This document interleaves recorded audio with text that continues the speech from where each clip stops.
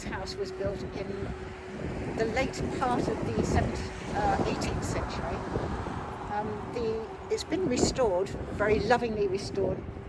So even though it's not original, it is restored as original. And so you see the shutters are still real shutters, and the cypress shingles are all underneath about 100 layers of paint there. Obviously the roof is not original, and the dormer windows that you see in the right hand side, they have obviously been added at a later date because they didn't used to do that in the 18th century. You've got the transom over the front door, which is somewhat special. Apparently this house used to be called a mansion.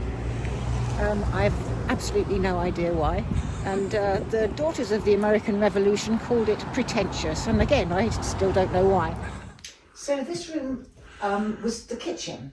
As you can see, the fireplace is big enough to do all your cooking in. We've got the hook to hang your pots on, and a huge fire.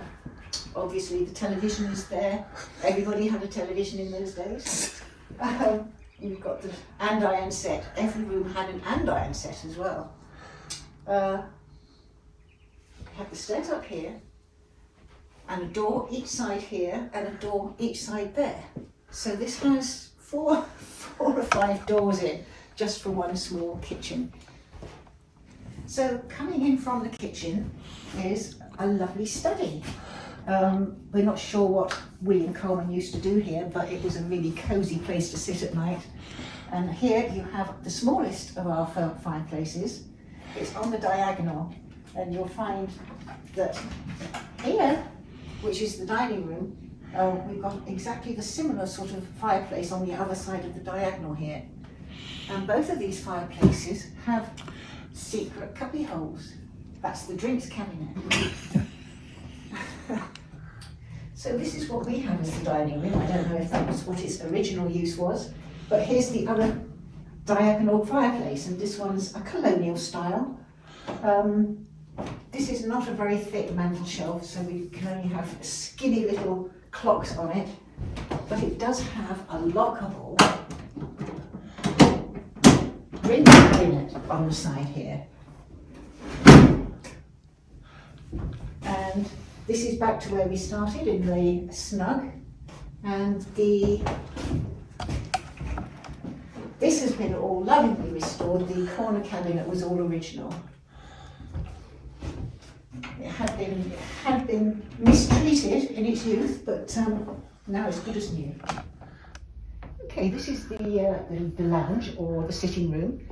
It's got two doors again. This led to the back, and this one here led to the front, or still leads to the front. This one still leads to the front, and out the back is where they used to have their baths and washing room and toilets out the back.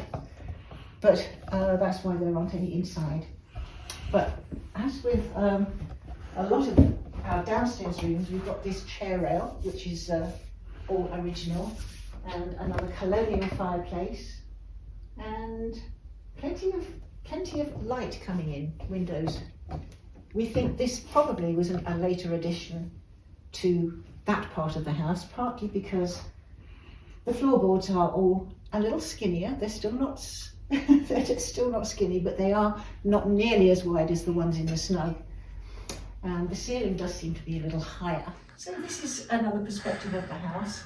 As you can see, that's the front door to the street, and that door there leads straight out to where the scullery and the washing facilities would be at the back there. And these are the original stairs up to the second floor, which is, again, you have more head height up here. And then we have the original lock on this understairs cupboard. We've got a lot of original locks in this house, but this is well worn. That one there. This one here. Oh no, it isn't. As you can see, they're not very easy to use, but they are the original things. And as you can see, leads through to the dining room. So I'm standing in what would have been the outhouse. This part here was the collection of buildings that did water and washing and bathing and all toilet and stuff like that. But this we've left exposed. It's brick and nogging, made of brick and nogging, handmade bricks probably, or ballast from ships, who knows. This is way wider than was original. I think the door probably came here, the original back door.